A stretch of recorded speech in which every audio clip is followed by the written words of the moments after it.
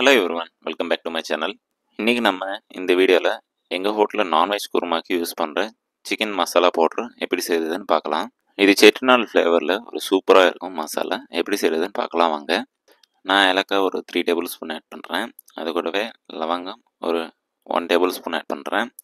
பட்டை நம்மளுக்கு இது போல் ரவுண்டாக இருந்தால் தான் நம்மளுக்கு ஒரிஜினலில் நல்ல ஃப்ளேவர் இருக்கும். இது போல் நம்ம உடச்சி ஆட் பண்ணிக்கலாம். இது நம்ம பட்டை ஒரு 70-80 கிராம்ஸ் இருக்கும்.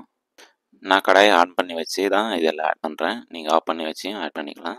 இப்போ நம்ம மராட்டி மக்கு ஒரு 10 ஆட் பண்ணேன். இதுக்கப்புறமா நம்ம நட்மெக்கு ஒரு 2-3 ஆட் பண்ணுறேன். நான் 3 பீஸ் ஆட் பண்ணுறேன். மீடியம் சைஸில் இருக்கும். நம்ம இந்த மசாலா எல்லாம் ரோஸ்ட் பண்ணுறப்ப நம்ம ஃபயர் ஃபுல்லாக சிம்மில் வச்சு தான் நம்ம ரோஸ்ட் பண்ணோம், இல்லைனா தீஞ்சு போயிடும். அதனால தான் சொல்கிறேன், ஃபயர் கம்மியாக வச்சு நல்லா ரோஸ்ட் பண்ணிக்கோங்க. நம்ம இப்போ இதெல்லாம் பார்த்திங்கன்னா நம்ம நல்லா ரோஸ்ட் ஆகுது. உங்களுக்கு இந்த மசாலா ஃப்ளேவர் வந்து செட்டிநாடு ஸ்டைலில் இருக்கும்.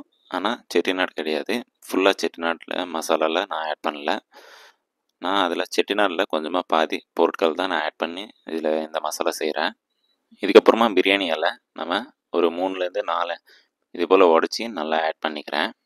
நீங்கள் இது போல் மசாலா ரெடி பண்ணி chicken gravy, mutton gravy, prawns இது போல் எந்த நான்வெஜ் ஐட்டம் செஞ்சாலும் சூப்பராக இருக்கும். மசாலா கிரேவியோட டேஸ்ட்டு, ஸ்மெல் எல்லாமே நீங்கள் வெஜ்லையும் ஆட் பண்ணிக்கலாம்.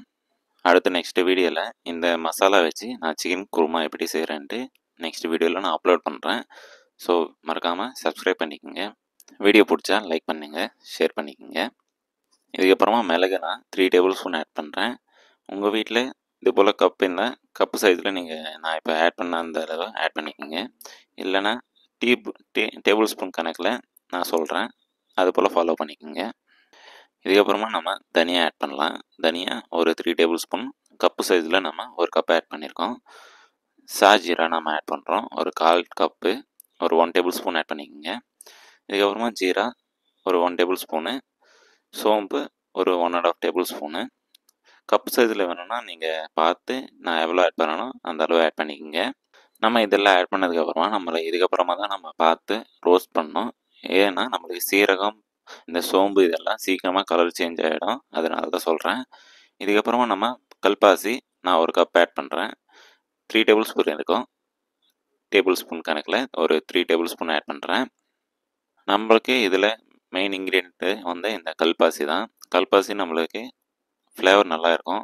செட்டிநாடு ஃப்ளேவர் வர்றதுக்கு இந்த கல்பாசி தான் நம்மளுக்கு மெயினாக இருக்கும்.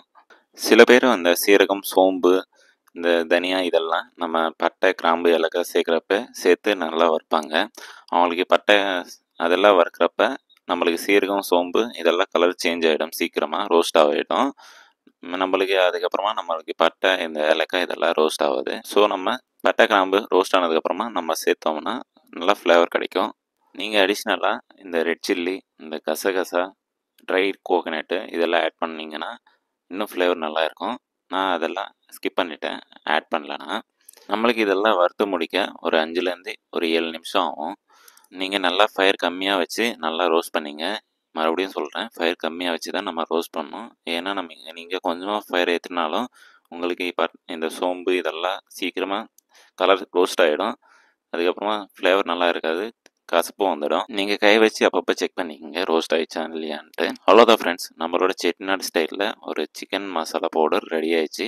உங்களுக்கு இந்த வீடியோ பிடிச்சிருந்தா லைக் பண்ணுங்கள், ஷேர் பண்ணுங்கள், சப்ஸ்கிரைப் பண்ணிக்கோங்க. மறக்காமல் பெல் ஐக்கான் கிளிக் பண்ணிக்கோங்க. அடுத்த வீடியோவில் பார்க்கலாம்.